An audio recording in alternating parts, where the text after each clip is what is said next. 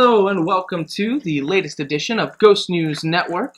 This is the week beginning December 7th, 2014, and we've got some stuff to go over. But first, as always, I'm Dimitri Haratos, along with Michael Carter, Nancy Scary, and we also have Shannon and Teresa. And how's everybody doing? not too bad. Hanging in there, getting ready for the holidays. That's right, we have holidays. We do. They're coming up. Yeah, we do. so it begins. For the first time in my entire life, I've already done all the Christmas shopping for Abby. I usually do it on the 23rd or 24th. Nice. With me and my dad and my brother don't shop for our wives at all until like the day before, and we scramble through the mall like lunatics. That's awesome. Fighting people. Nice. Yeah, so just to start, Mike, why don't you tell us what's new within the world of LIPI? Within last week, not too much. We're just about finishing up this year. I'm surprised we actually broke into December with doing Myths and Urban Legend investigations. Last Thursday wasn't too bad, so we'll get out in the field. But it's slowly dwindling down. So we'll be doing our in-house Temperature, training. you mean, right? Yeah, yeah. So we'll be doing our in-house training really soon. We got a lot to go over, a lot to train, a lot of work to do. So we have, I think, 8 new members, some on probation, some off probation at this point. But so we got a lot of training to do now. So they're in for a treat this winter to see how all the back of the house crap works. So we'll see if our crew turnover rate stays as is or goes down a little bit. But there's a lot of new faces in here. Yeah. So, but I'll be wrapping up our accounting. there are more new people than old people. Yeah, we do. At this point, we're about the same. I think we're about 50-50 split right now. But I'll be wrapping up the accounting for the year. I can guarantee we just broke over $100,000 since we started, which is pretty impressive. So yeah, I mean, we got new equipment that's just about ready to be posted on our site. And then this winter we'll be working on a lot of new site stories for our website. So that'll be up there. Looking to put together our trip schedule for next year. So we got a lot going on. A bunch of house investigations as well. So, but new videos to film for the YouTube page. Yeah, we got that. Yeah. I know we'll probably start making some time and start doing some of our equipment reviews where we'll go over those. So if you guys have questions about certain pieces of equipment, you can actually go to the site and bam, watch those pieces of equipment. There are a couple of new videos up on the YouTube. There's another Lippy Light up there for, just how the meetings go and stuff like that. And also there's a video on equipment review. So if you want to check that out, just go to our YouTube page, check it out. It's cool stuff. Good stuff. That's it. I think that's it. We don't have too much going on. We already hit our goal for Facebook, 10,000 fans. So thanks to all of our fans. Thank you. Keep promoting our group out there. Our next goal for next year, we'll see what I'm going to set it at. See if we're able to hit it. But we got that going, and we have Best of Long Island voting is dwindling down a little bit. Do you want one of these, by the way? You sound like... No, I'm good. Good, man. But, so yeah, we got that going on. Best of Long Island. We usually do really well with it every year. And we are nominated under Best of Long Island. If you go on our website and you click the link, it brings you right to the services page of what we're nominated for. And we are nominated for Best Private Investigator, Long Island Paranormal Investigators located in Ronkonkoma. Our psychic, Shannon Collins, is nominated for Best Psychic. Yay. So vote for her. She's going up against some big heads over there, but let's keep it true to the field. So let's put somebody to make that win that's not actually on TV or on the FM radio stations and stuff. And then we're also nominated for a website-based business at www.longislandparanormalinvestigators.com. So, vote for us. Get us those wins. See what happens. But hopefully we get there. I hope so. So, and thank you for everybody that is out there and is voting. We really appreciate it. You can vote once a day. every day up till December 15th. So, and then I think they announced the winner sometime in like the beginning of January usually. So, vote for us. Get us in there. You voted for us for our Facebook page to get us to 10,000 likes. So, vote for us for Best of Long Island. Like I said, go right on our website, www.liparanormalinvestigators.com. The link's right there. You click on it. It brings you right to the services page and take it from right from there. So, thank you. Yep. All right, so we got a great show lined up ahead of us for today. We have our urban myth and legend, which is D.S. Shanahan's. Yep. We have this week in theory of the week, which is the Bermuda Triangle theory. We have our equipment review. We're going to talk about the compass. This week in paranormal history, December 5th, 1945, aircraft squadron was lost in the Bermuda Triangle. Nancy's got some social street stuff to go over. We have some fan questions to answer, and we're going to finally play the last full clip of that Mount Misery Road Site 2 EVP in full. Should be good. I also do think it's worth noting that as we're recording this, it is December 7th, 2014, and it is the anniversary of the bombing of Pearl Harbor. Yes. And so I'd just like to take a moment and just point that out and just kind of bring up in the past. I know people have asked us, and I'm going to ask you, and you go ahead and answer it how you wish, but about investigating Pearl Harbor, and what are your feelings on that? Yeah, I probably would. I think I would investigate Pearl Harbor, but it would be very discreet. Not how, it can't be put out there on the media. Media has to be completely off the grid on this. It wouldn't be for media purposes at all. But yeah, I think I would do it. And, it's something where it's a military base that got bombed, So, yeah, it was a tragic event. But that is, when you are in the military, I understand it's on American soil, but, it happens. It does happen, We weren't used to getting an invasion from another country, but it can happen. And unfortunately, when you're on a military base and you work for the military, these are things that do happen. These are the consequences you take. And, as tragic as it was, so was Gettysburg. Right. Yeah, I would. I investigated Gettysburg, and yeah, I would investigate Pearl Harbor, absolutely. Like I said, it'd be very discreet, though. But yeah, I would totally love to do it. And I'm sure people have. I'm sure people have investigated the area and, the memorial site of what is the Arizona. Yeah. Yes. It's got the memorial and Yes. it leaks the oil and stuff. I mean, I'm sure people have investigated that over there. I'm sure people ran audio. I can almost guarantee it. But yeah, I would. I would. Without Me a doubt. too. You know my rule of thumb. Yeah, I mean, For those of you that don't know my rule of thumb, It's, if it's a tragedy that has happened since I have been born, I think it's disrespectful to investigate. If it's prior to my being born, then it's okay.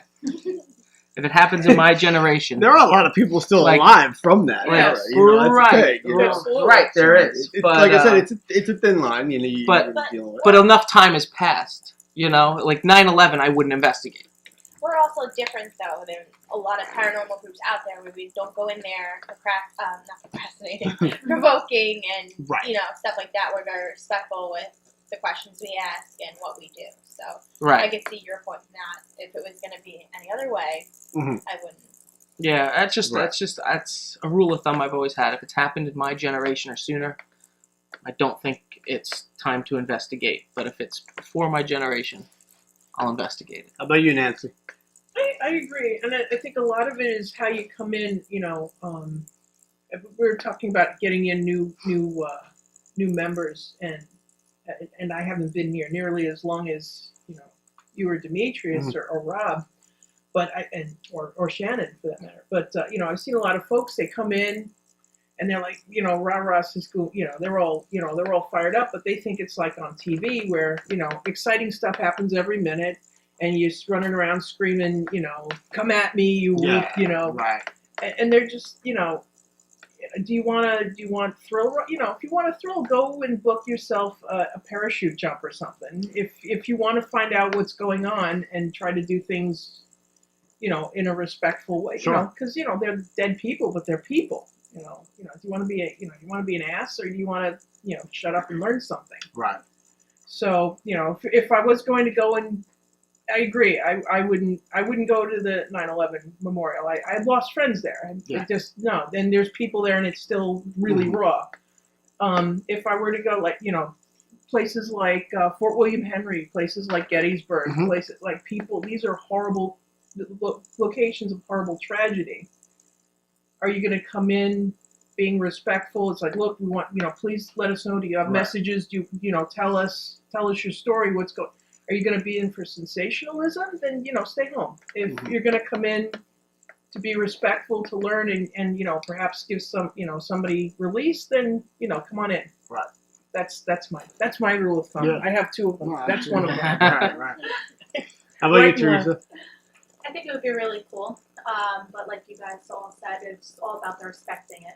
And it would also just be cool to investigate Hawaii in general. Yeah. Any place in Hawaii. Any place in Hawaii would be we good. actually talked about that a couple weeks ago, or one of the earlier episodes about haunted places on Hawaii that we would be more than happy to come investigate. Any place in Hawaii. I don't care if it's in the middle of the street that I have to sleep in. I'll investigate it just to get to Hawaii. We'll send the new guys up to visit volcanoes and stuff. The rest of us, Don't give them all the fun. I'll go check out some of those volcanoes. But so I'm also the person that would jump out of a plane for excitement. So yeah, well, I would do that. so if anybody in Hawaii would like to Lippy come trip. and have us come investigate, and would like to break off some change for us to do so, we're on our way. Right. No, without a doubt. I mean, it's. That would be rude to turn that I down. mean, you talk about events that happened, that aren't in your lifetime that you would investigate. What about TWA Flight 800? That was in 1996. that was my generation. I wouldn't investigate. You wouldn't investigate. Nope. It's my rule of thumb. I think I would. So you would. Yeah. I wouldn't, especially since those were innocent people. It's like that 9/11 thing. These were innocent people that were on that TWA flight. Didn't even know whatever happened with that, though. No, they So I don't. feel like Problem. it's not as raw as 9/11 is. No, it wasn't a terrorist attack. Yeah. TWA Flight 800 was not a terrorist Right. attack. Right. I think what happened, and I mean, don't quote me on it, but Well, you're on. the You're being recorded and quoted. The U.S. military, I think the Navy was saying they were doing missile testing that night. And it is a possibility that they may have accidentally shot that plane. And they weren't aiming for it, but it could have happened. That's what they said. The government jumped on and said, no. But, I mean, was it a tragic event? Yes, it was, But, I mean, I don't know if I would investigate it or not. I think it would. I mean, would I? The simple answer is yes, it would. But it's what does society, how is they going to look upon that? You know what I'm saying? It's I the look same at the reason why I families don't. The same reason why I that are don't still- investigate a newer cemetery. I won't walk into a brand new cemetery built and investigate it. Right. Well, that's, You know? that's like fresh. You know what I mean? Like that's I lost my dad. I would feel uncomfortable. Right. But at the same time, if somebody's getting a message from my loved one, it would be cool to hear it. And Right. you don't know what happened with TWA, so it'd be cool if you were there and you got a message saying, this is Right. what happened. Right. They want to tell their story. Again, it goes with respecting it. I feel. Now, what I would investigate that is in our lifetime is the UFO crash off the Sunrise. Oh my And- goodness. You're talking about Yaphank Yaphank. and Yeah. in 91. 91. They had the 91, fires 92. and stuff like that. That I would investigate. Yeah, That's, I mean- that's one of the small. It is an interesting topic that you bring it up, and obviously if you bring the Geiger counter there, you probably get hit some radiation. It doesn't mean it's paranormal. It just Now, means is it that. just different for you because it's not like innocent people that Right. it happens to? Right. It's a fire that Right. broke out, and there's lots of speculation about UFOs Mhm. and things like that happened, and some people Now- did go missing. I got a question for you. Do From you that. think that being that there was a UFO crash out in Yaphank, and this is in what park is that? South Haven. South Haven. Right, South Haven. Park. I almost said South Hole. Out east. No, South and, Haven. So the question is, there was a UFO crash out. Obviously, it's not proven, but everyone kind of knows what went down. There's a UFO crash. Obviously, I'm going to assume that some of the alien bodies, they probably died there. Right. That's why I want to investigate. Here's the question. Do you think it's possible to do an EVP session and get something not of just our, like a different language from our society, but a different language of their society? Do you think that's possible? Yeah. Everything is energy. Why wouldn't it? Why wouldn't it speak to us how it would? It's like when you watch Ghost Hunters International and they go overseas and you're getting answers and in old Celtic garb, or you go to Greece and you get them in Hellenic or anything like that. That would be really interesting. The thing is, I don't think you'd ever find out what the hell was being said. We wouldn't know what it was saying. Could you imagine hearing a language that you've never heard before come through an EVP? That's a pretty big break. You got to be extremely cautious though about matrixing and what you're looking for, because I think it would be cool. I would get through subspace transmission. I would definitely investigate the site. I would without. I would like to. I would like to. Yeah. It's also in that pier. And is it a like a square shaped or is it triangle shaped? Of the facilities that on the East Coast, there's 3 science facilities. There's the one in Long Island, that's the Brookhaven Labs. There's one in Connecticut. Okay. And there's one in Jersey. And on these 3 points is when the most UFO activity on the East Coast is seen. That's within this perimeter. Really? And in that perimeter is South Haven Park. Right. It is. It's like, I want to go there because if something did happen, we're kind of getting a little bit into, UFO chasers and stuff like that. Almost like it's to a not degree, really cryptozoology. I guess it's just more just UFOs. Yeah, it's the extraterrestrial investigation. But I want to find an alien ghost. I'm good. Because I definitely don't want that shit following me home. Could you imagine you're listening to your EVP and you hear phone home? Man. Screw that. Oh, ladies and gentlemen, because you can't see this is every orifice on Mike is just kind of like completely locking down. Mike's not a big fan of aliens. Not at all. Not at all. Oh, did you hear recently? There's supposedly this isn't aliens. This is cryptozoology. Supposedly, there's been a recent sighting of the Montauk, a second Montauk monster. But the first one was just a freaking dead dog. They proved that. Right. That floated in the water for far too long. Yeah. Well, it is. Everybody has seen the Montauk monster, but it's. All of a sudden, the corpse mysteriously disappeared. No one got a sample of it. Right. You didn't even have anything like next. Normally, if you. Okay, yeah. So I looked at police photographs, but they always put a ruler or something next to the item to show right. To get the idea. Just something so you can get an idea of scale. It could have been the size of a moose. It could have been the size of a mouse. We don't know. Right. But if you get close enough, everything looks horrible. Just saying. Sorry. But not you, Shannon. You're gorgeous. Because I'm looking at her as I'm saying this, and she said, "What?" Don't you love being compared to the Montauk monster, Shannon? You're the At least she didn't say I look just like it. the complete and utter opposite, actually. Nice. And very alive and well, which is, had the carcass not been floating for 6 months in salt water, looked just like it. No. Well, they get a couple shark bites out of it. But supposedly there was a second sighting, and I know from the Camp Heroes stories.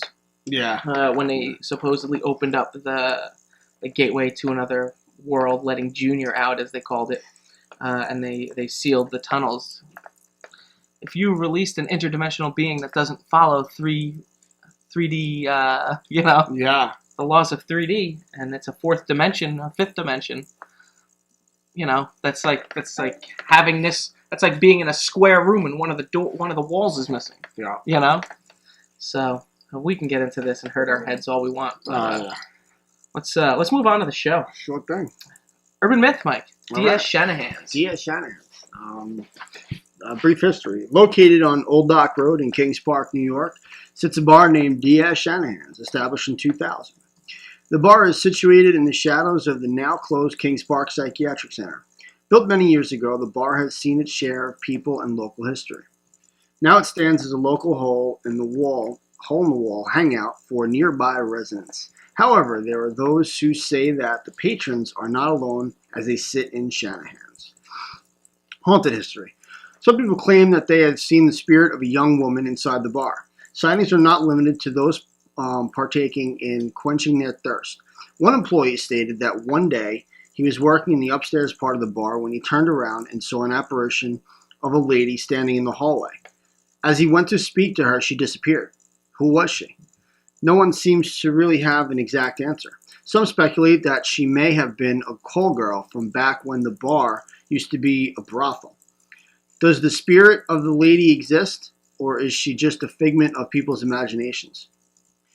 Well, next time you are in the area and feeling like a drink and a warm meal, stop into D.S. Shanahan's and keep your eyes peeled for a certain someone standing in the shadows, maybe looking to make a friend. I do know that this bar is literally like right on the grounds of Kings Park. Like, it's walking distance. So it doesn't surprise me that they would have their fair share of haunted history, and for all you know, it could be some of the patients. Nobody really knows what the building, like the bar itself, was established in 2000, but prior history to that, there's not much at all. You can't find anything on it. So, I mean, it could have been, when you look at it, it looks like a house almost. So it could have been a doctor's house. It could have been something on the lines of that. So it's hard to really say, but it's been there for a while, and I know a lot of people do go there. People claim that things happen all the time, but like I said, it does sit right on the grounds of Kings Park Psych Center, and it's a ton of history and haunted stories to go along with that. So why wouldn't it kind of overflow into the bar as well? We've never investigated this location, but we would love to. I would totally do it. It'd be fun.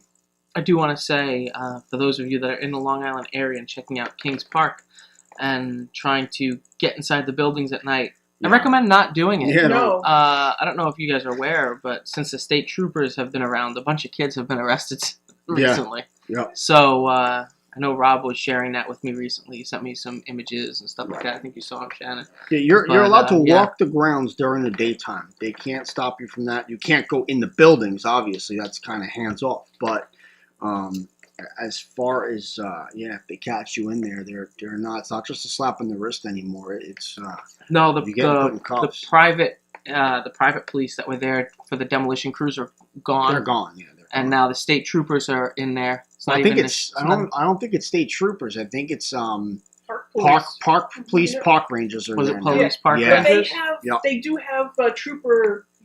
They do have trooper powers. They go to police academy. Absolutely. A park ranger's a police They're officer. They can arrest you. Oh, yeah, they can, for sure. And I do know that for a fact that there's also public safety that also roams the area as well. Now, they don't have nearly as much power. I don't even think public safety carries a gun.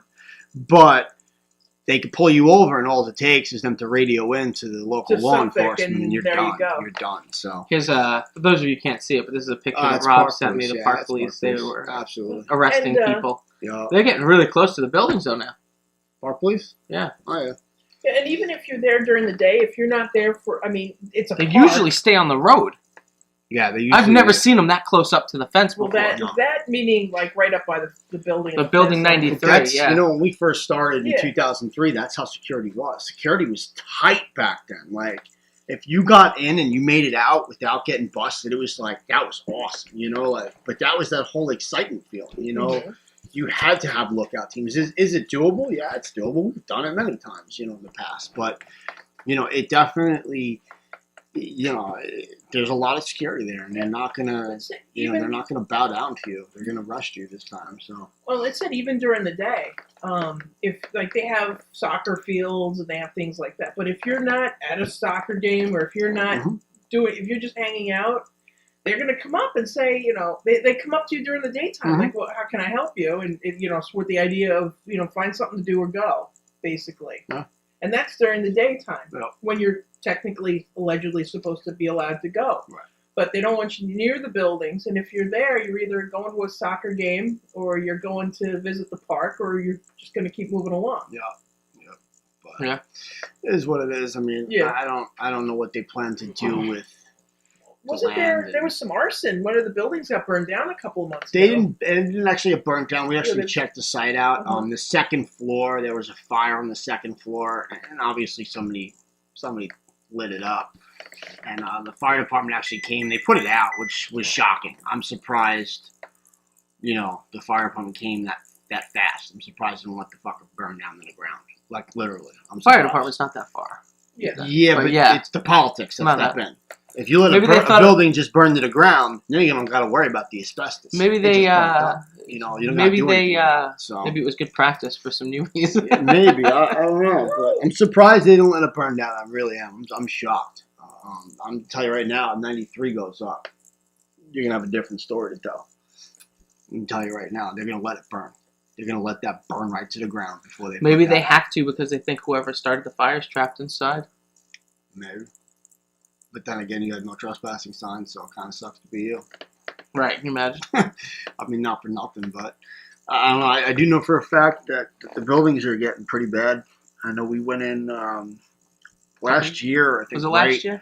Yeah, right after, probably around February, March, and we went in and it had to be 3 or 4 inches of ice on the first, second, and third floor, and wow. it was bad. It was bad, and where does all that go when spring hits? Where does all the water go? And it just seeps into the buildings, and it's getting bad. It's only going to get worse. If they're going to do anything with it, they got to do it now. They can't wait another 10 years.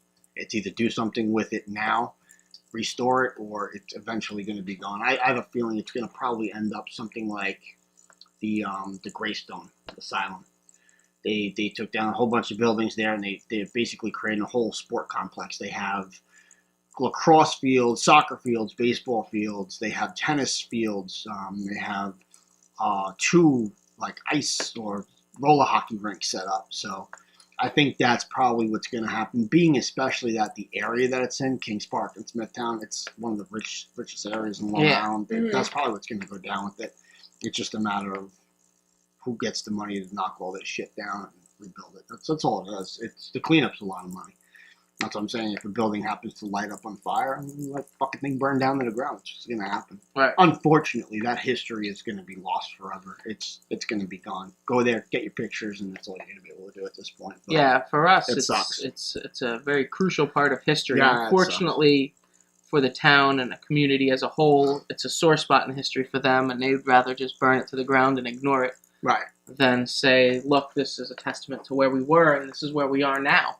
It's typical Long Island politics. But though. Yeah, I mean, look at all those sites. I mean, how many battles were here on Long Island? Right. And you don't even know their battlegrounds. Yeah, I mean, we talked about what is it, Lake George? Yep. Right. About they still find they find stuff all the time. They're like, oh, okay. Yeah, it sucks. But it is what it is.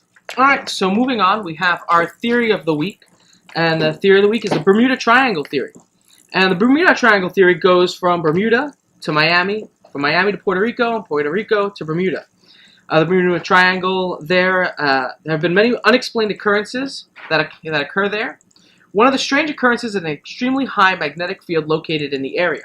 Many pilots and boat captains have claimed to have traveled through the triangle and having complications with their electronic gauges. Some of the gauges they claim to have had disruptions through their compasses, fuel gauges, voltage gauges, etc., from the high magnetic field located in the area.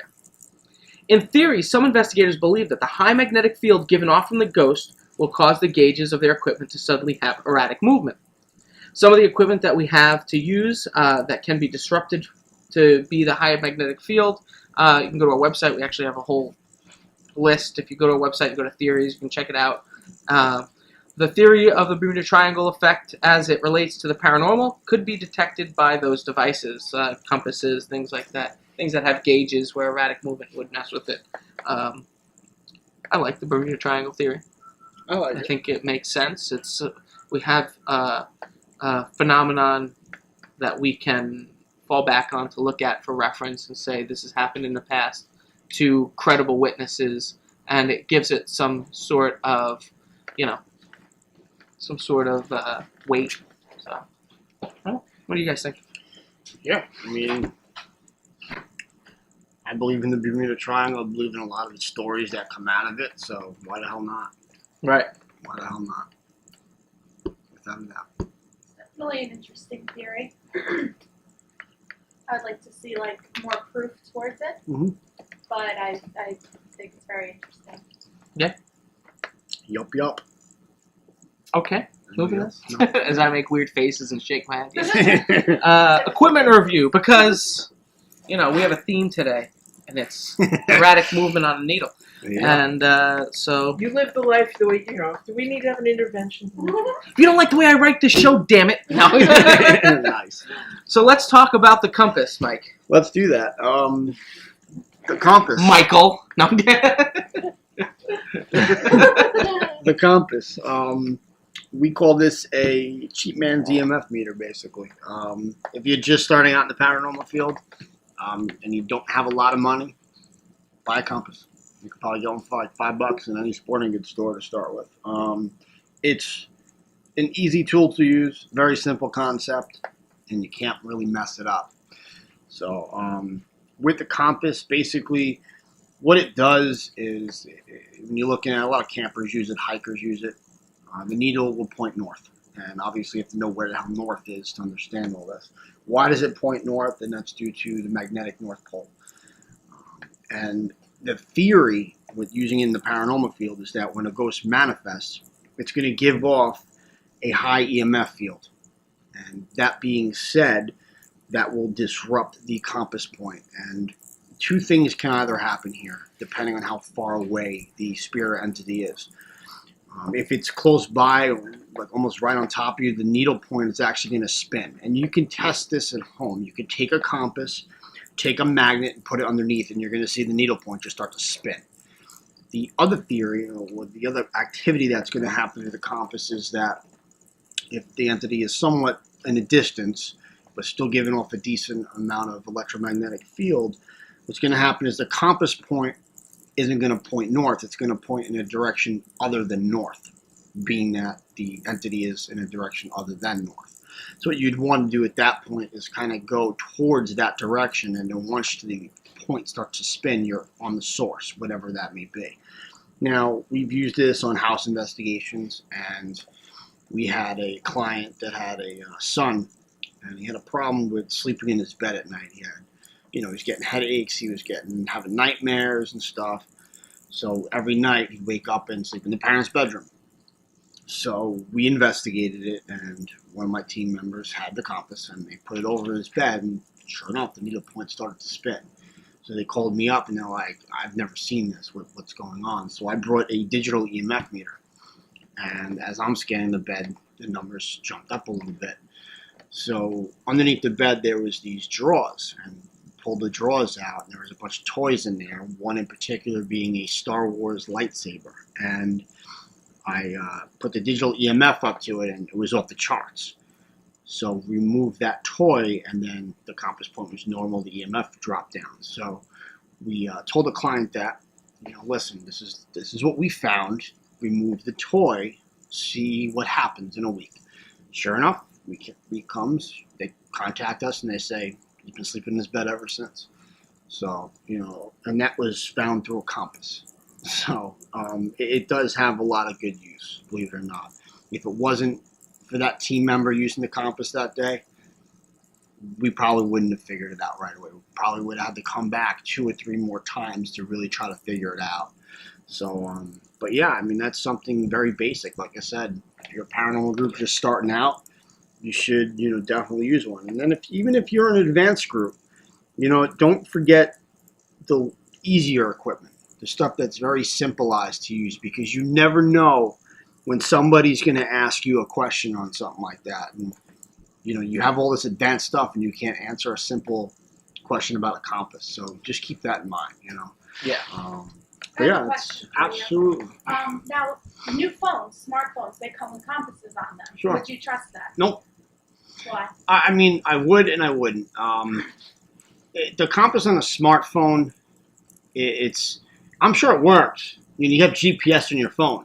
It's So not the compass has it's to not work. a true compass. It's using GPS to tell you. Right, it's a your signal. GPS compass. That's exactly what So it if a is. spirit's manifesting, it's not going to make that gauge go. And a simple way to test that is set your compass up on your phone and take a magnet and see what happens. Figure out where north is and put it in a direction other than north. See if the compass point spins to the magnet. If it doesn't, then it's just a basic GPS. That's all it is. Running off a satellite, not the magnetic poles. Right.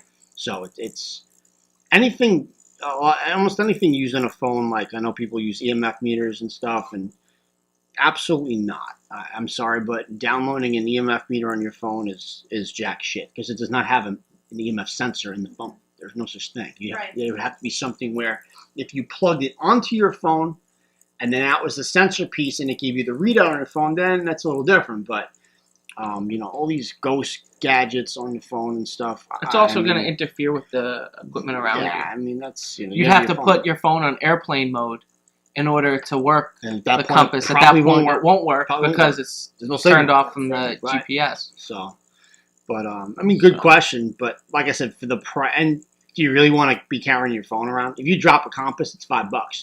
You drop your smartphone, that just costs you $800. So that's the other issue too. There's a lot of other things I'd get with $800. If I had the money, I wouldn't be buying half a thermal imaging. There you go. But I mean, that's just the reader, not the camera. It's definitely a good question. I mean, so my phone is on airplane mode and it won't even calibrate the compass. So there you go. Right. So you're gonna have your phone so it's on, using GPS. And then if you have any type of devices that detect radio signals, I mean, you don't trust our experience, do you, Teresa? No, I'm just asking for others. No, it's not. This is a typical tool that people It's a use. good question, and you're absolutely right. No, it's a good question, and that's why.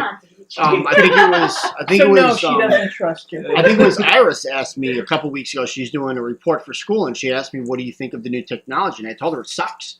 And new technology being phones. How many paranormal groups are taking their phone out in the field and using it? And you just contaminated with everything. K2s. Absolutely everything. People use cell phones and K2s. K2 media. You have even some electromagnetic field because it's such a they're so sensitive it'll pick it up. Anything that's radio signal, you can't use any of it.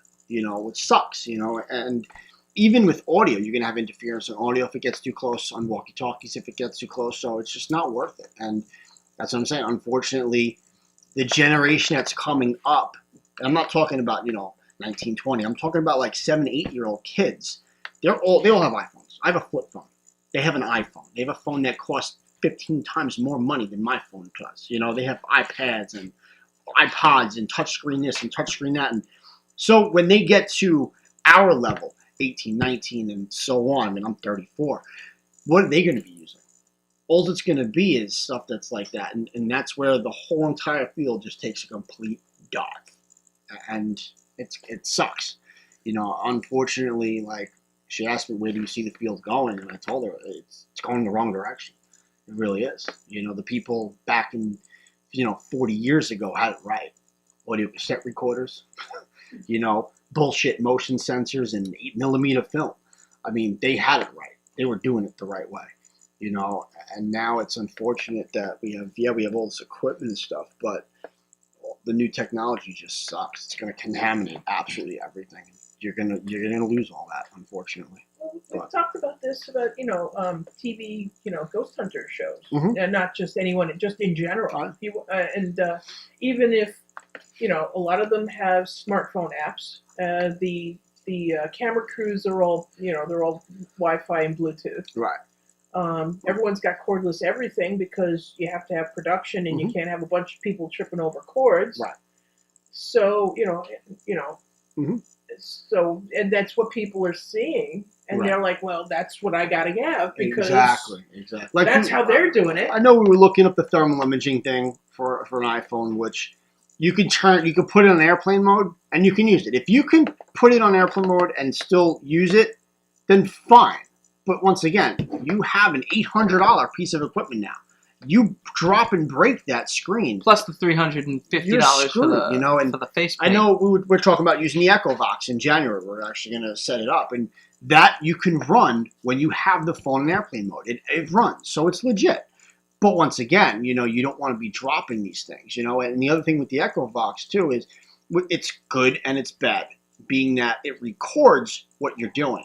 But if you don't have it backed up and you drop and break that phone, you lost it. You just lost all your evidence, which sucks, So, you could drop an audio recorder, You can actually, if you were smart, unlike me, you could take it and add it to like a Dropbox or to your SoundCloud or But whatever Right. you still it have is. So to that take as soon it- as you stop You'd have to recording. take it off of airplane mode for it to get. No, but like when you're done with the Yeah. location, Right. if you happen to drop it from the location Mhm. to your vehicle, then I mean that sucks. You just Right. lost everything.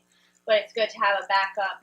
You know, either video camera taping it or Right. a digital recorder Exactly. picking up on it. You always have that backup. That's what we've been doing with these devices. Is with the Echo Box or the Spirit Box, we have a secondary recorder that just goes with that, so it's constantly being backed up, which is good. But they said if you're just starting out, you don't have a whole lot of money.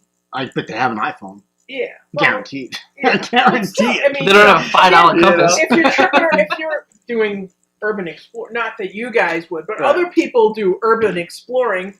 Are you really gonna? I gotta go back into that, the old hospital building to get my phone back, and then meanwhile, when security finds it, There you go. All right. and there you go. Like Yeah. you try to talk your way. I don't know.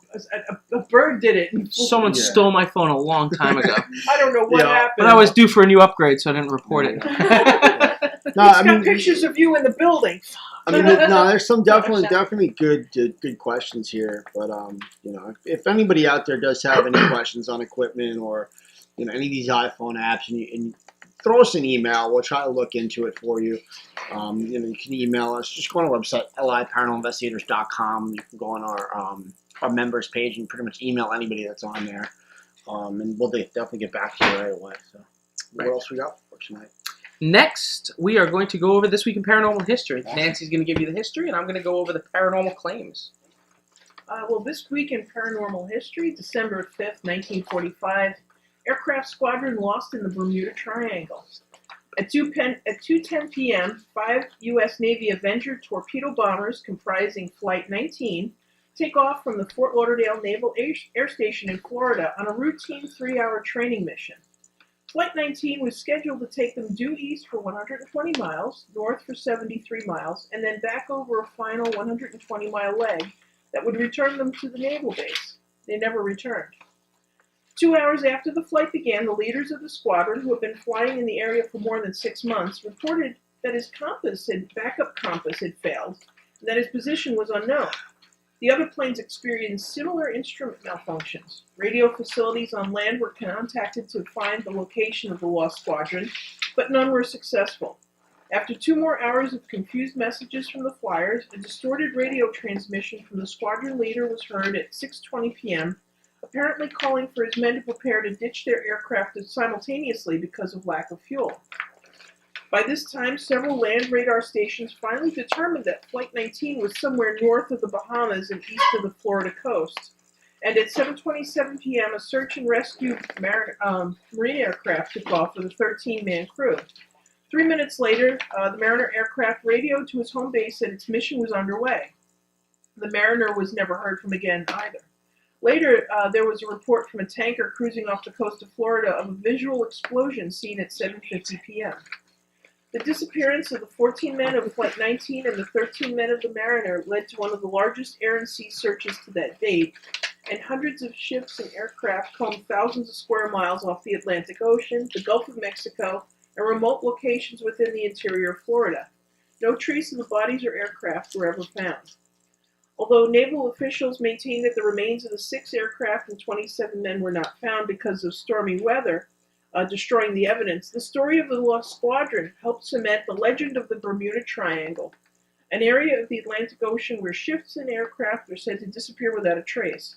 The Bermuda Triangle is said to stretch from southern U.S. coast across to Bermuda and down to the Atlantic coast of Cuba and Santo Domingo. Paranormal claims. Yes, let us do. All right, so the Ellen Austin, on its voyage in 1881, came across another ship that was sailing without a single soul on board.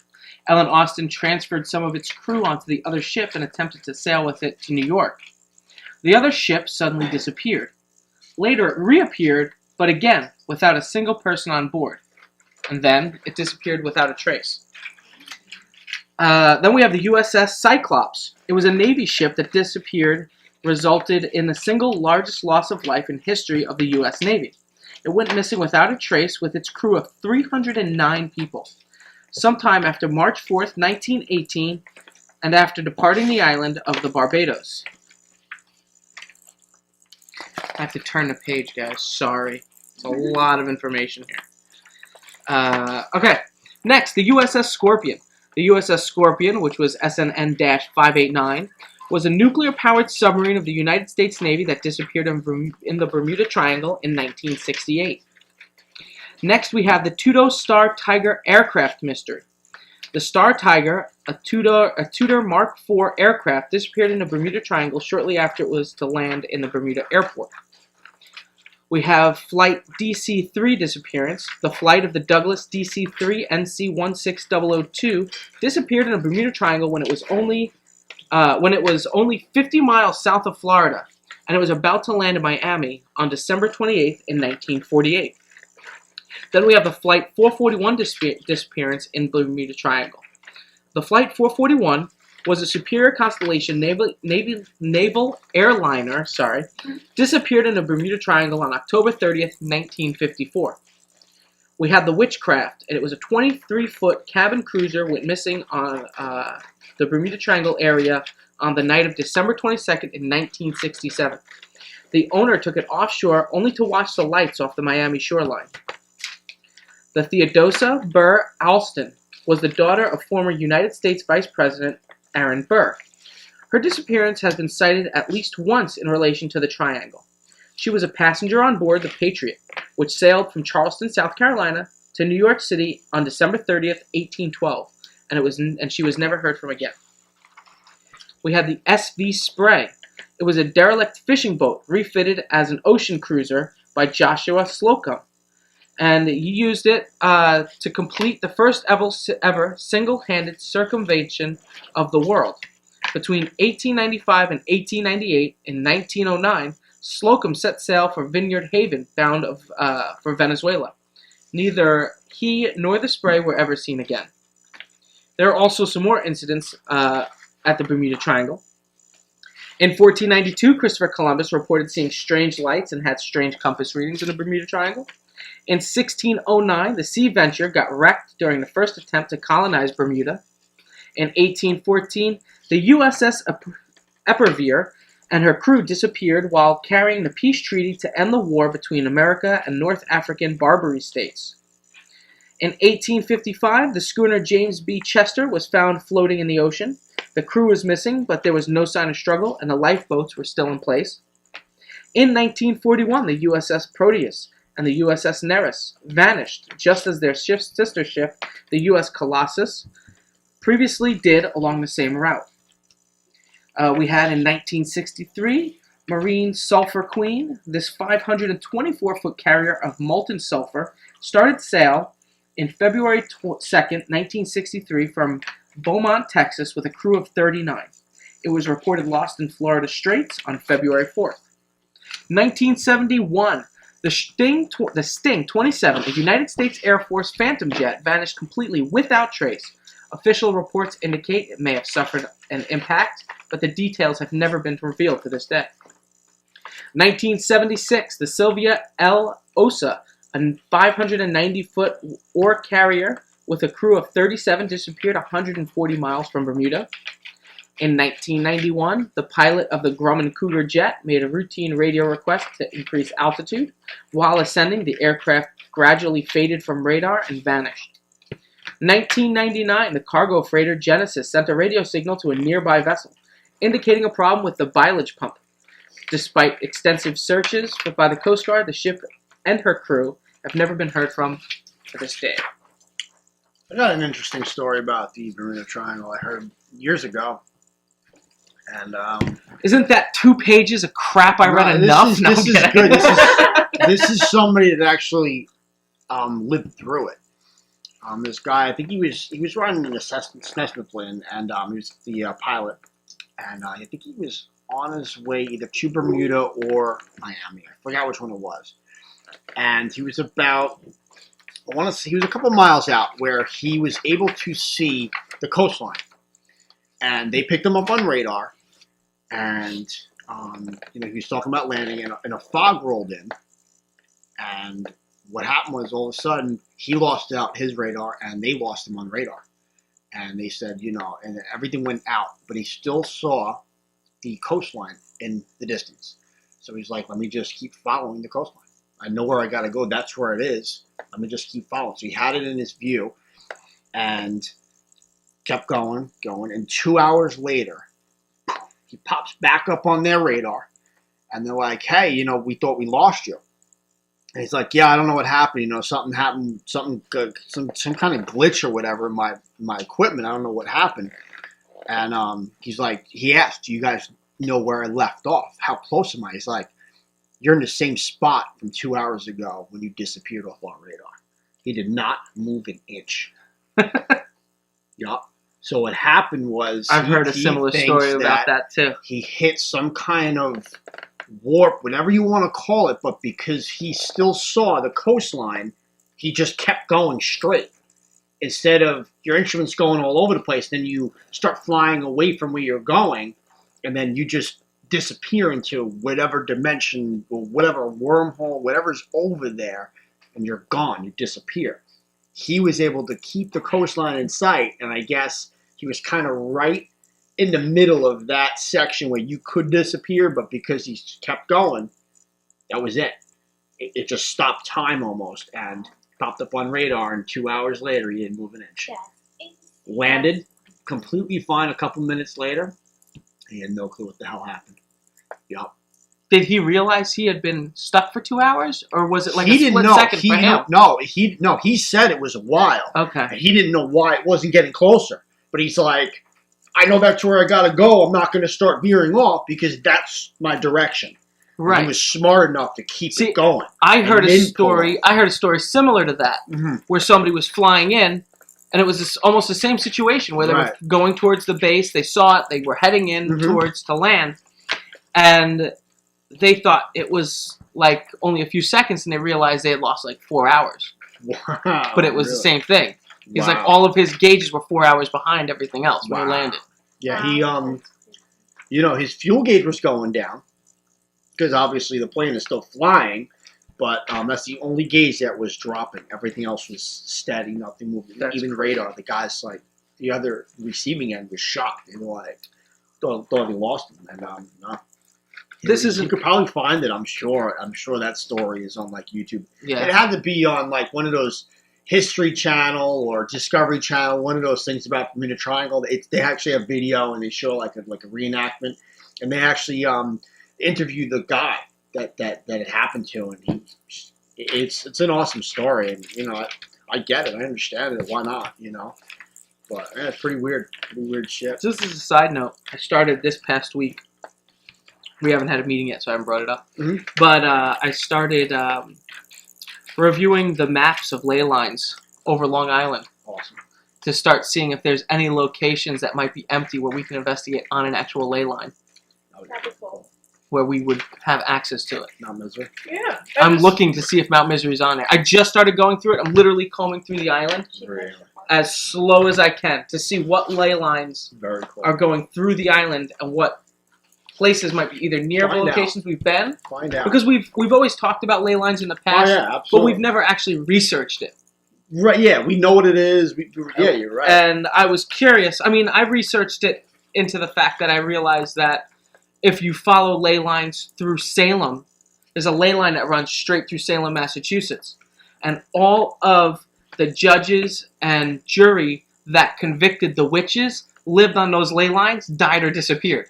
Wow. And I had done research. I told you about that. I think it was last year. I remember. And I had found that out. So now I'm like, wait a minute. Why am I not doing Long Island? So I was thinking about that, and I just started. But hopefully I'll find something cool to go over.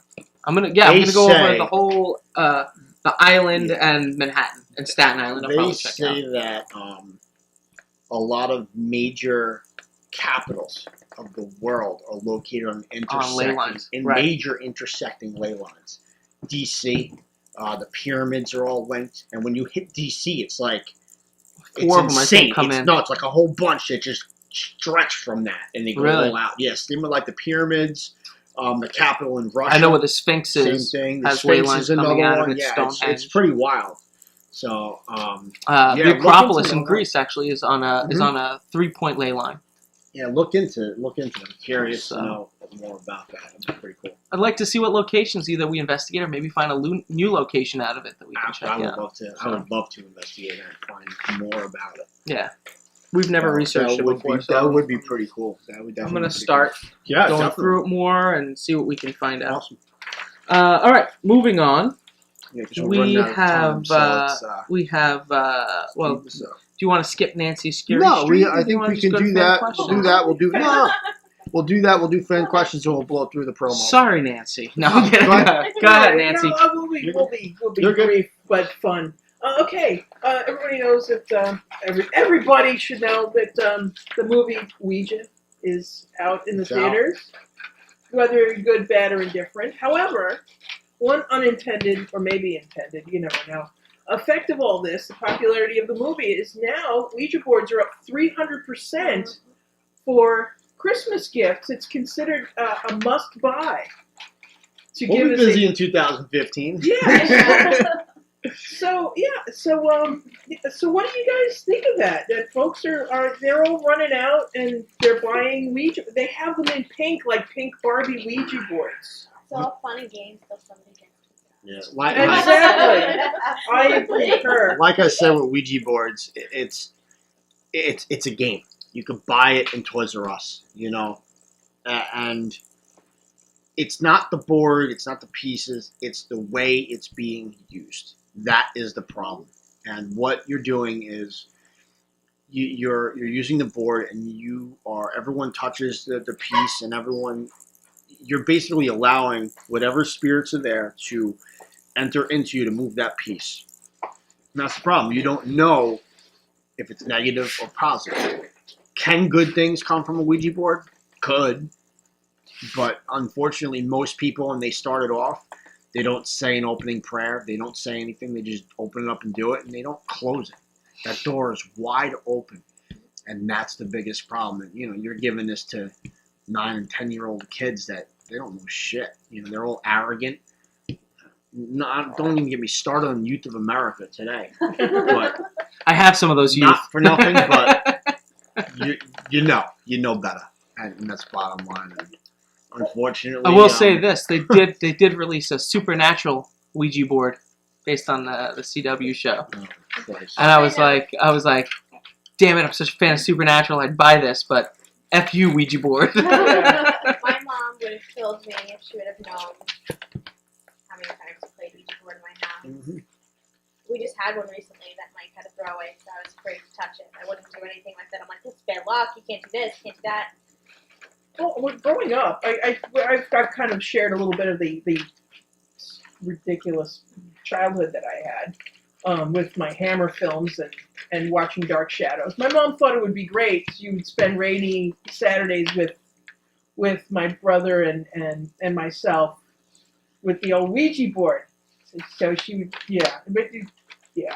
but I noticed that when we did move out of my childhood home, she did leave it with the house. So nice. Yeah, so we left. Not only did we left the hemisphere, if memory serves. Yes, we did. We went to Australia, and I'm like, Ma, you're taking the week. You leave that right in my closet. Fabulous. Thanks, Ma.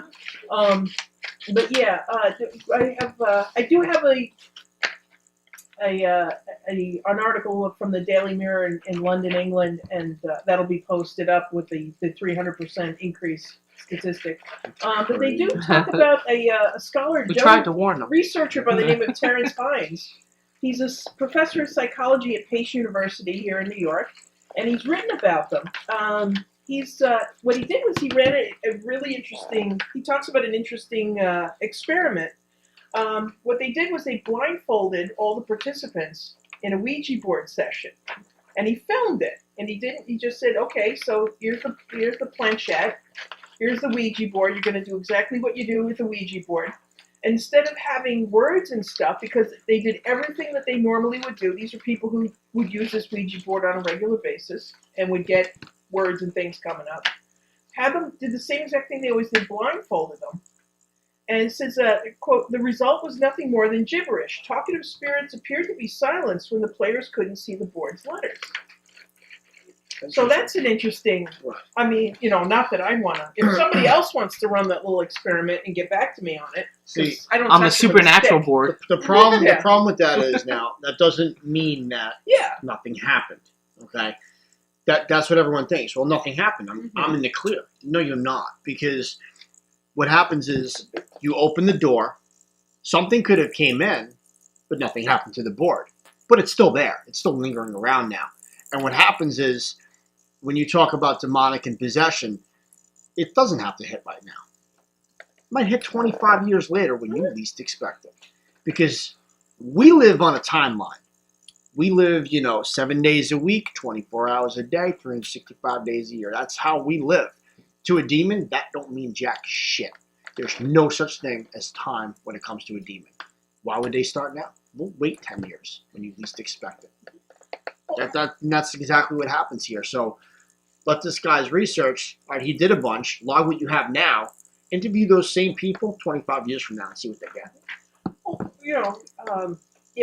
My feeling on the Ouija boards is basically a big old Craigslist ad, open house over here. Don't be shocked when people start showing up. Oh. Yep. If you, It's a great way to put it. yeah. Like I said, how many times we've talked about investigators who like to provoke and stuff. It's like, okay, Right. they're getting away with it now, but let's see, 20 years down the road, how happy they are. We should do a Mount Misery Site 3 in September provoking session. No, my No. God, no. Well, you can. By we, you mean someone else, but yeah. I mean my crazy ass. I won't do No, I would never do it. it. You can by yourself. I'll I'll drop you off. I'll go if you in want. there. I'll wait for you outside all you want, man. But I ain't doing that shit. Fuck that. What else we got? All right, we got some fan questions to answer. I was just thinking about that, mulling it over in my So, head, yeah, and how horrible of an idea it would actually be. Yeah. Then the article is, you'll see it on our Facebook and Google Plus site. So just weigh in, let us know your thoughts. We're always happy to hear from you. Nice. And I get off the street because the cops are coming. All right, sorry. Awesome. All right, so first question comes from Dave C. I was wondering if this was Dave. Yeah, Our I friend think Dave it or is. not. If it is But- Dave, how's it going? It says, Hi, "What is your Dave. opinion of the spirit box experiments?" Well, my opinion, we just started using them ourselves. We got a couple in. I think it's interesting. I definitely think there is some truth behind it, but you do have to keep in mind of the term matrixing. And you got to make sure that what is being said is what is really being said. You can't try to, don't let your mind run. I always tell this to everyone, and it's not just going towards the spirit box, any type of hard evidence that you're looking at, wait on it. Don't rush it, and eventually it'll come, Like when people get photos and EVPs and stuff, and it's all, we're able to debunk everything, eventually you will get it, you will find something that is true. So it just takes time. Not every time you turn on the spirit box, you're going to necessarily get something. I do, like I said, I do believe that there is some interesting truth to it. And I don't know, because, it's as simple as the spirit box, you're going to pick what frequency you're going to run, FM or AM, and that's bottom line. And you're going to basically pick the scan rate at which it goes. I don't recommend doing it in reverse. I recommend going forward. But we've used it a couple times, 2 or 3 times, and we've already got a couple of interesting things. Yeah, I caught a couple of interesting things that I can't explain. Right. I think My question is, and obviously we consider this an RVP Right. over an EVP. Right. We've kind of changed that up. Mm-hmm. But I will ask this: do you think that using the spirit box will have an increase of VPs coming through, whether they're EVPs or RVPs? We're clearly not going to have a decrease. We're going to get whatever EVPs we're going to catch. No, I don't think so. I think with You think it'll stay about voice the same? phenomena, I don't think it has anything to do with it. I think it's going to be it either is or isn't. I'm just saying, if we were to put them together, do you think we'll have an increase, or do you think it would no, I don't stay think, about the same? I think it'll as stay what the we same. normally catch. That's what I truly believe. Because VP when is I something when I do totally my different. when I did my spirit box, sessions. I did 3 sessions over the course of a night at, let's say, Hanging Tree, just as an example, and I caught one thing in 3 sessions. And it's funny because it's nice to go back and re-listen to what I've heard after we've done the sessions and I think I've heard things. Like, for example, at an investigator's house, we did an RVP session with the spirit box upstairs. It was myself, it was Mike Pepe, and it was Carla. And I was 90 to 100% sure I heard my name. I listened to that session, my name did not come up once. Okay, but could that be matrixing? It could be. That's the thing. It could be at the time. Think about what you're saying. You think about exactly what you're saying. You did it. You did an RVP session. Now, you have a recorder going with that. You have also a personalized recorder that's running the entire investigation. And I'm sure there could have been somebody else in that group that had another recorder. Right. So for you to be able to hear something and then it not coming up, to me, that's either a personal experience, which you could have just had maybe some sort of psychic impression for the night. Maybe. Because it didn't get picked up on any other audio. Right. I'm not saying that it didn't happen, but... Because it was weird, because I remember him saying that, and right as he started to come down the stairs, his name actually came through on Echo Box. Okay. So, there could have been something going on. Do you have that, though? Did it actually say my name? I'm pretty sure it did. There you go. You heard it too, Yeah, right? we heard it, but we can always go back and review it. Right. Right, because I was pretty sure I heard my name on the spirit box, but when I re-listened to the audio, I didn't hear it at all. So you got a lot going on, especially with the spirit box and even the echo box. And I didn't have anything on my own personal audio. It is creating some type of white noise too. So yes, unfortunately, not so much the echo box. The echo box is a little different. The spirit box, because it's scanning, it's creating that white noise. So by there being which is very annoying, by the way, when you're doing analysis. Yeah, with there being white noise there, you're going to be listening. Everything's going to be quiet. So simplest little thing, your mind is trying to make sense of it. Right. And it could just make it into words, but it's not really there. And then when you re-listen to it, you don't hear anything. But, right. So it's that's the biggest problem, like I said, with the spirit box experiments is being able to differentiate between what is real and if you're not recording while you're doing a spirit box session, you're doing it wrong. Useless. It's right. But I mean, their personal experiences at that point. But my opinion, I think it's a good research. I think it's cool. I think it's definitely really enjoying it. Interesting, and I think it's worth to keep doing what we're doing, what other investigators are doing. Keep using it and see what we get. Compare data and see what happens. And take it from there. But yeah, good question. I'd like to use it more. I really would. Personally, I'd like to use it more. We just started using it. Used it. I've used it twice, and I haven't really used it since. But I really enjoyed doing the analysis of it and stuff. But I did catch a couple of cool things. So that's interesting. Second question: are there any haunted hotels on Long Island? I think we've answered this question once before. We probably have. Number one being not many that I know of, but Oheka Castle. It is a hotel. It's a very expensive hotel, but Montauk Manor. They are supposedly haunted. Supposedly Montauk Manor. It's closed at the moment, but Normandy Inn. The late lamented Normandy Inn. But yeah, I mean, I've heard of many stories of different places. There's not many, and that could just be that a lot of these hotel owners just haven't come out yet. I'm sure there are more than what's listed down in the books and stuff. So, but I'd love to get into Oheka Castle again. We probably could. Awesome. We probably could. We should just throw them an email. Probably could get it. We should. But that's to answer your question. What's next? Last question from Terry P. says, are there any studies on the link between EMF and the dead? Yeah. Long Island Paranormal Investigators for 11 and a half years. We have there's the cut and dry part of it. We have about 8 or 9 EMF meters, and we've been studying it since 2003. I found any concrete evidence to link EMF and spirits and ghosts? No, I have not. Not yet. And that's unfortunate. Have we gotten unusual hits on EMF through the years? Yes, we have. But that doesn't make that theory become a fact just yet. You have to have a lot more to show, and we just don't have it yet. I'm sorry to say that. Do I think there's some truth to that theory? I believe out of many theories out there, that is the one of them that makes a lot of sense, and that could be true. Right. That's my personal opinion. Right. Between that and air ion. Air ion, even radio frequency as well. Radio frequency too. Yeah. But yeah, I believe that to be pretty true. We have a pretty in-depth review. You can check out our equipment on our website and see all the different types that we use from different ranges and different. I mean, we've got meters that detect the regular electromagnetic field. We've got a natural tri-field meter which detects the electromagnetic field of the Earth itself. Right. And things like that you can use.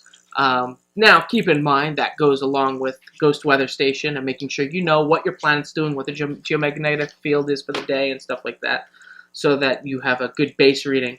Like I know, for example, if it's a storm and you take out the natural tri-field meter and you set it on the floor, it's going to have erratic movement on a needle. I know because I've witnessed it. Because I remember one day, it was one of the first times I'd investigated and I'd seen the storm. And remember I told you, we were at the old office, and I was like, Mike, get that natural tri-field meter. I want to go see what happens if we put this outside, because it's very rarely a storm, a geomagnetic storm. But yeah, I mean, check it out. You can check out our EMF field theories and stuff like that, and all of it. Just go to our website at www.liparanormalinvestigators.com and check it out. Last but not least, we have our evidence vault. Over the past 7 weeks, we have been going over a lengthy Mount Misery Road Site 2 walkie-talkie interference. These are RVPs. We should reclassify them, by the way. Yeah. These are RVPs. These came through the radio. And what we're going to do is I'm going to play you the full clip now so you can hear the whole thing in its entirety. Don't mind the cussing, because there is a couple of it in there. So kids, send your parents out of the room. So send your parents out of the room. Yeah, right. Thanks, Nancy. Literally. Shit. Thank God I'm not wearing sandals. Thank God I'm riding in your car. Oh, great. I just vacuumed. So did I. At a $26 full cleanup. Why do you vacuum yourself? Because I have nothing in my house. Because of the construction, everything in storage. Comprende? So I got a vacuum firehouse, I got a car wash at the firehouse. Dude, I'm coming over your house. I mean, your house. Oh, look. A fire hydrant. Why would you put a fire hydrant? Because if there was a school or a building... Forest fire, silly. Silly rabbit. Dicks up with chicks. Okay, look. It looks like you got... Oh, right there. You think that's a house? It's probably a driveway. Why would you put a driveway right here? I'm joking. We're not going, Cheryl. Alright, we got... What the fuck? Holy shit. Guys, shut the fuck up. Stop, Mike. Keep going, keep going, keep going, keep going, keep going. Record UP's right here, right now. Jam motion pit. Jam. I think someone is fucking buzzed. Go. EVPs now. Do it. Jam? Is anybody here right now? Would like to speak with us?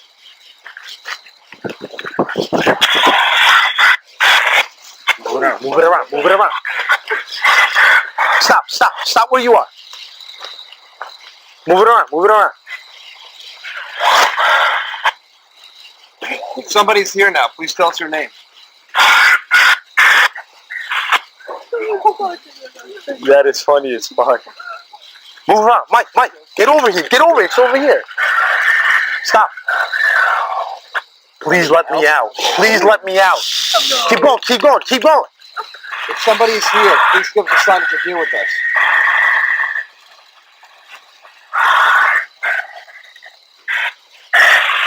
My name is what? Please tell us your name again. What is it? Ask him if his name is Archie. No. Just fucking hold the gun. So that right there is the full session of the RVP, the walkie-talkie EVPs, Yeah, RVPs, yeah. whatever we're calling them these days. Right. And really interesting. And as we've said in the past and multiple times over the past few weeks, our walkie-talkies beep when you call in. Right. So if somebody calls in or if we call out, you clearly hear a beep, and there's none of that. Whatever was speaking through to us was using the walkie-talkies as a device to communicate. And personally, this is literally right before I joined the group, maybe a year before, not even a year before. And I wish I was there. I'm going to be honest with you. But it's things like this that led us to our study to show us that most of our evidence at Mount Misery happens in September. So yeah, it was definitely an awesome night. I'll never forget it.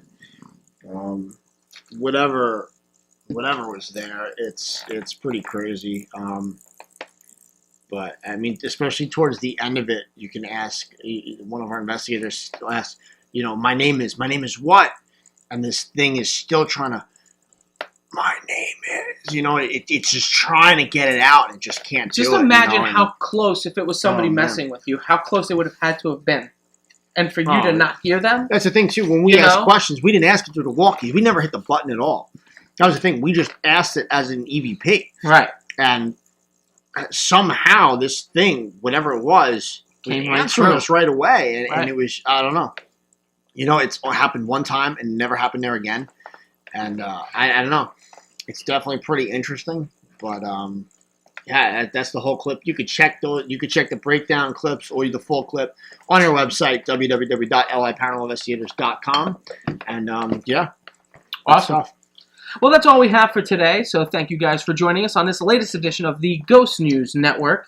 Please check us out on our website, www.liparanormalinvestigators.com. You can find us on Facebook. Just search Long Island Paranormal Investigators. You can find us on Twitter. Our handle is @LIParanormal. As always, we also have a site on Google+, which you can check out. Long Island Paranormal Investigators. Just search it on there. You'll find it. We also recently started an Instagram. I don't know when the last time we Instagrammed was, but we do have it earlier this week. My Instagram on my phone doesn't update me as often as it should. And you have to install the app first. I have the app. I have a profile and everything. Open it and look at it. Something about Five Corners Cemetery earlier this week. Very cool. So check out our Instagram. Like us on Facebook. We have over 10,000 followers. Make it 15. Yay! There you go. And also, for the last 2 weeks, if you could please, if you get a chance, go to bestoflongisland.com. If you want to find it easily, just go to our website. It's right on the main page. Just click on the link. Takes you straight to the services categories. Scroll down. Vote for us on Best Private Investigator, Best Long Island-based website, and Best Psychic Shannon Collins. Thank you guys very much again for joining us on this latest edition of Ghost News Network, and we'll talk to you later. Have a good night. Have a good one. Good night. Good night.